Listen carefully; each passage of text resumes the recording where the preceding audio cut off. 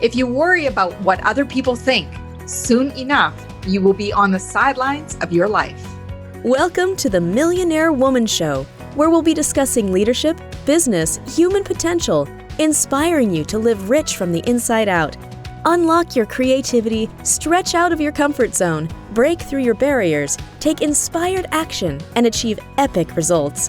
Now here's your host, 3-time best-selling author, speaker, and certified executive coach, Debra Kasowski. Well, hello there, everyone, and welcome back to the Millionaire Woman Show. If you're a returning guest, we welcome you back to topics of life, leadership, and business. And if this is your first time here, we're grateful for you checking out the Millionaire Woman Show. Today, I'm excited to talk to you about shut the duck up, journaling, and doing you. Do you. So people will say, well, where did you come up with that title? Well, that title was inspired by many things. So I'm going to talk to you about a few things. One is the new cup in my collection called Shut the Duck Up. And you'll see if you're watching on video that I have this brand new mug with a duck with splattered paint around him, and it says Shut the Duck Up.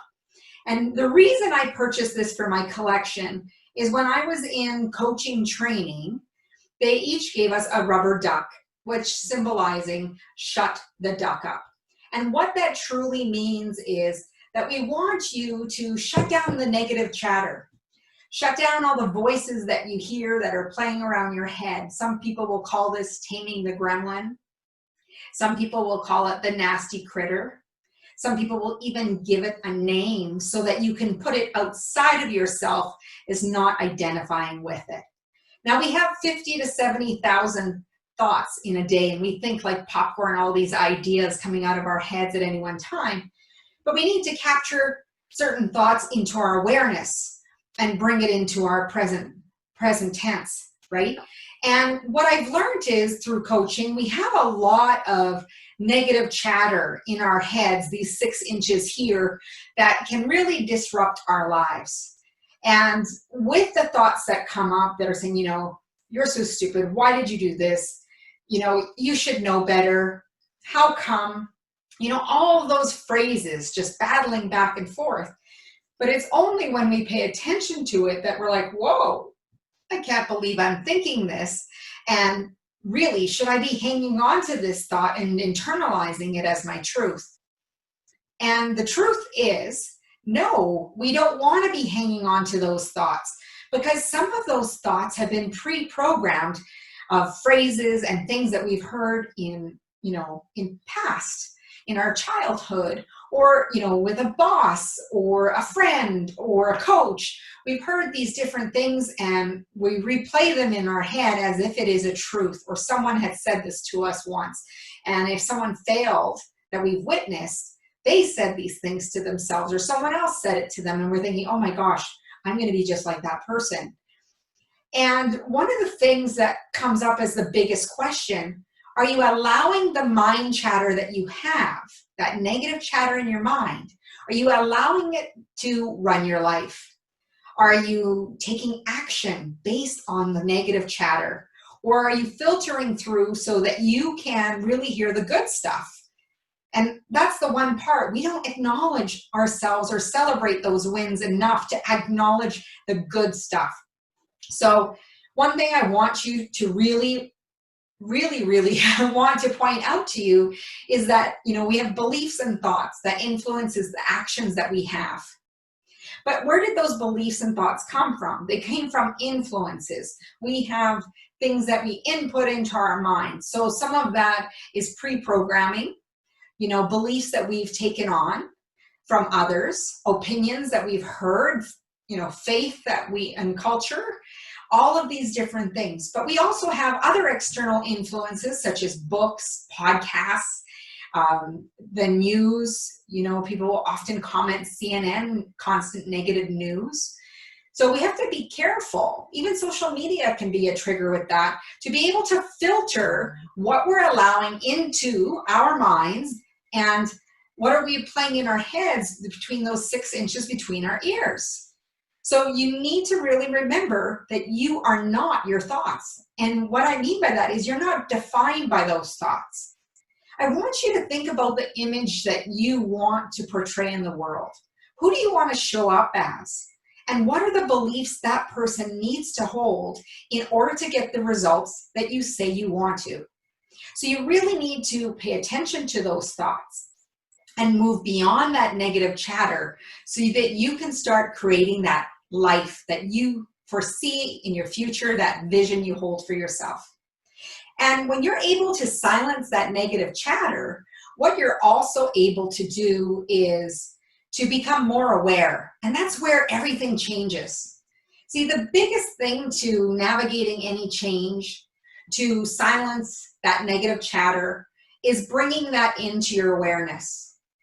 And when you can say, oh my gosh, I can't believe I'm thinking these things, or writing them down to get them out of your head, that is where change happens. Because suddenly when you are self-aware of the kind of talk that you've been talking, and here's something that you might not consider, but the thoughts that you're having about yourself, because they're usually, places of self-criticism, self-destruction. And would you take those same words that you're saying to yourself and talk to your best friend or the person sitting beside you? Chances are not. So why are you addressing yourself that way? To really pay attention to those words that you're using, because words are so powerful. And when they're matched with action, they mean a whole lot more than separated. So I want you to really think about when you catch a negative thought, bring it into your awareness, asking yourself and challenging yourself, is this thought true?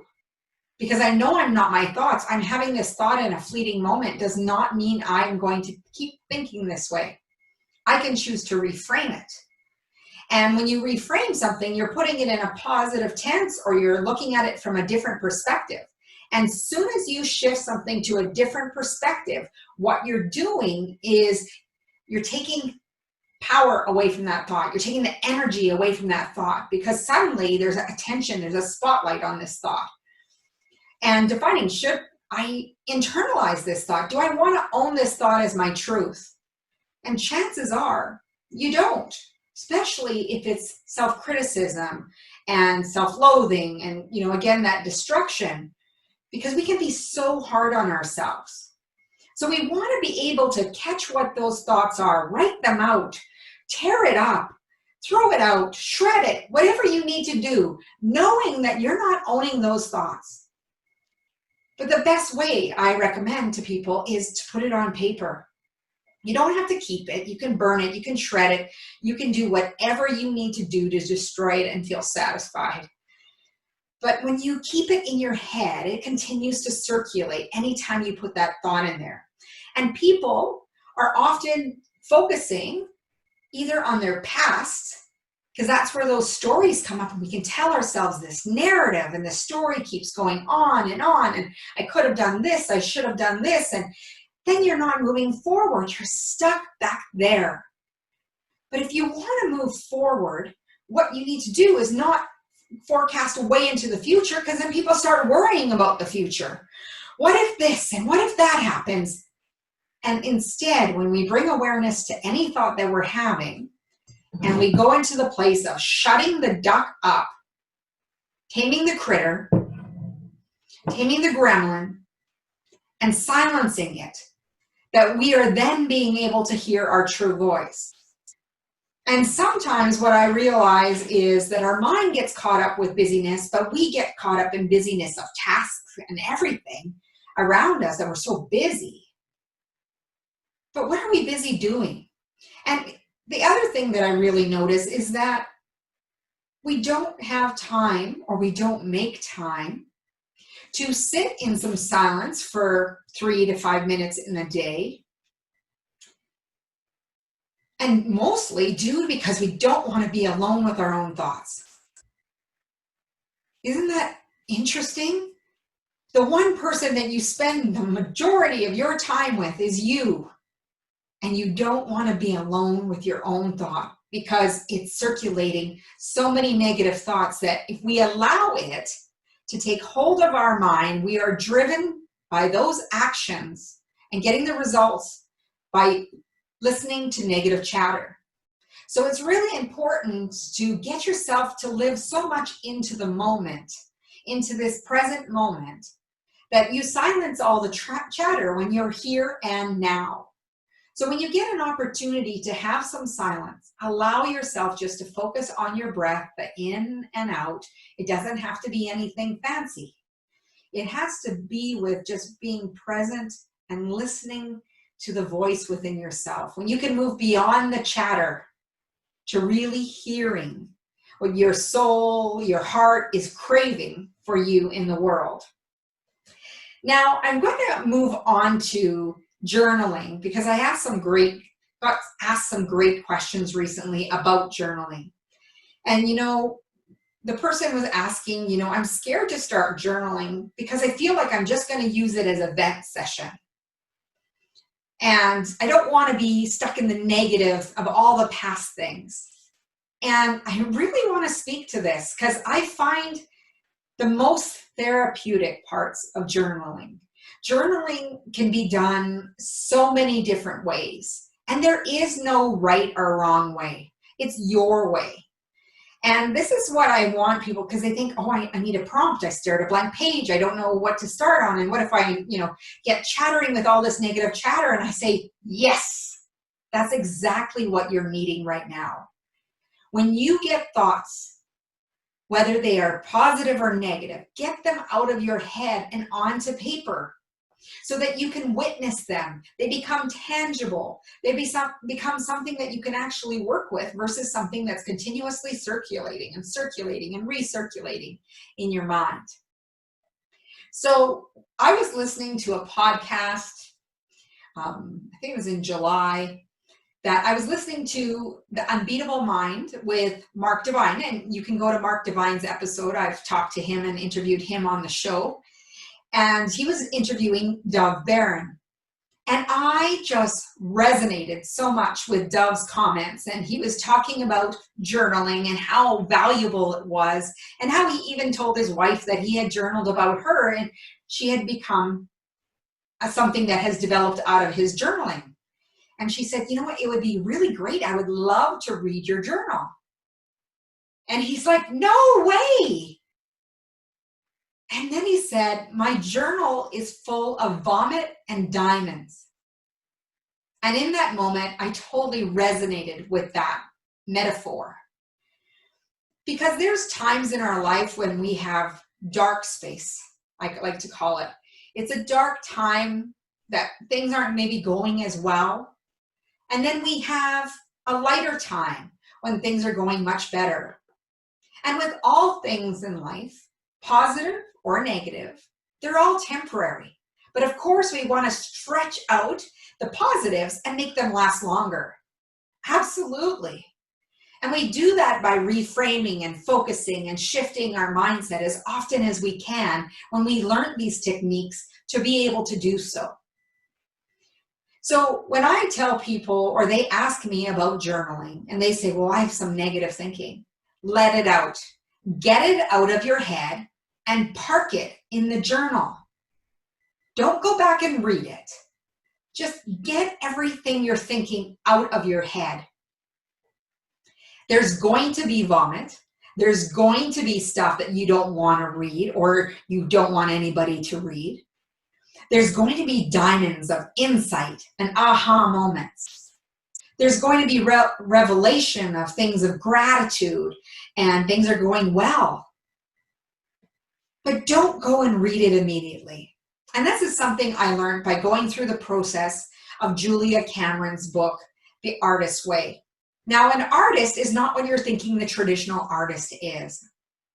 And what it is that every single person comes to this world with unique gifts to share with the world, to hone their craft. It's not that necessarily that you're a painter or a sculptor or a traditional artist, and you very well may be while you're listening to the show, and that's great. That is your craft. But for someone who is a speaker or an engineer or a doctor or a nurse or an owner of a business or someone who's just wanting to improve their lives, whatever you are doing, that is your craft.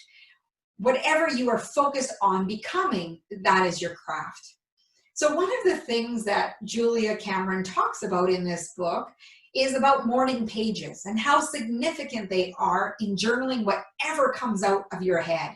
And the thoughts may be just random, just like I said, we have thoughts 50 to 70,000.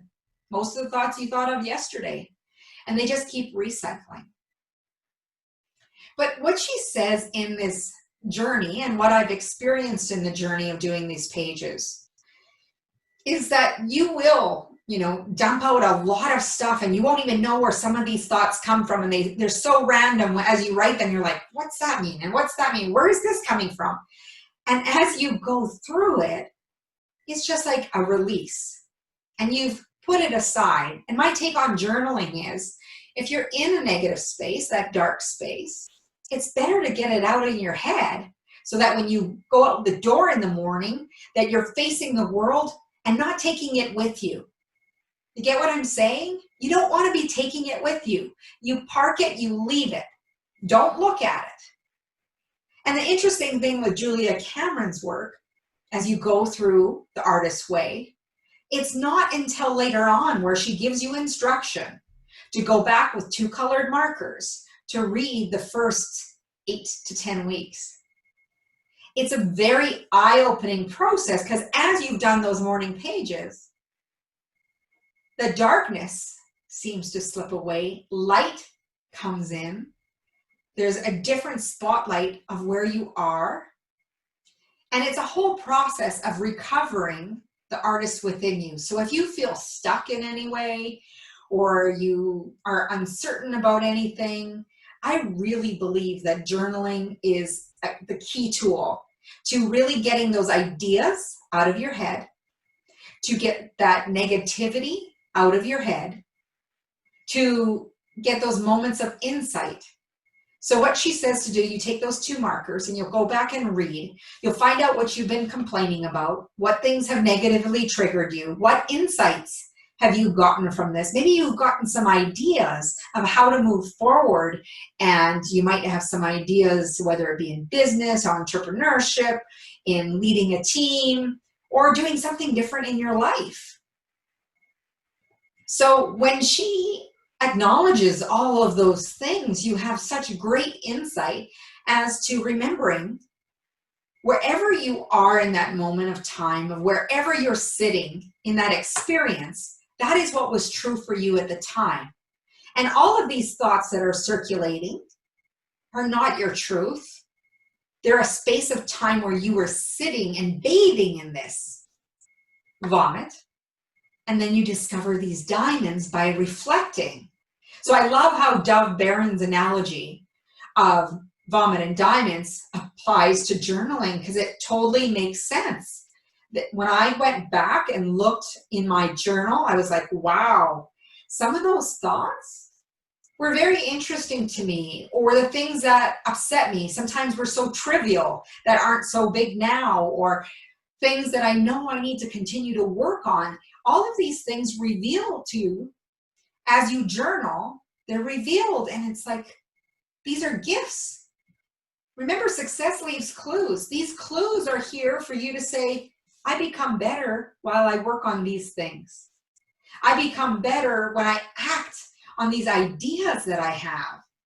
People get so many great ideas, but not very many follow through on all the ideas that come to them. Then there's also gratitude journals. And I highly recommend, adding this into your journaling process, or having a separate gratitude journal and acknowledging at least 3 to 5 things every day about what you loved about things, what you're grateful for. We take for granted so many different things that when you stop and look what you're grateful for, the list gets longer. You find more things to be grateful for, and it can blow your mind, actually, where this gratitude comes from. And it's amazing to see everything from being able to see the sunrise at 6:15, especially when you've never woken up that early in a long time. And I have to say, I'm doing 75 hard challenge right now. and getting that morning workout done early, and getting up with the sunrise and seeing these magnificent colors across the sky blows my mind. Thinking, you know what, when I sleep in, I miss this. How many things are we missing by not being present? How many things are we not hearing another person saying to us when we're not present and aware in this moment? Are you giving your family or your workplace the attention of your gift of being there for someone? And then several years ago, it was very cool. I was on an airplane and the person beside me, and we started talking about journaling. And she had shared with me that her technique that she had used, that no matter how the day went, she always spent it writing out the day she wanted to have happen. And as she continued to focus on how the day she wanted to unfold, even though it was retrospective, or if she did it in the morning, she was writing out how the day would go, she found after a while that her days became more like that because she focused on the good things that were going to happen. Anticipation equals happiness. Anticipation of these good things like planning the vacation or waking up to an awesome day, you feel more empowered, you feel more in control of the things in front of you.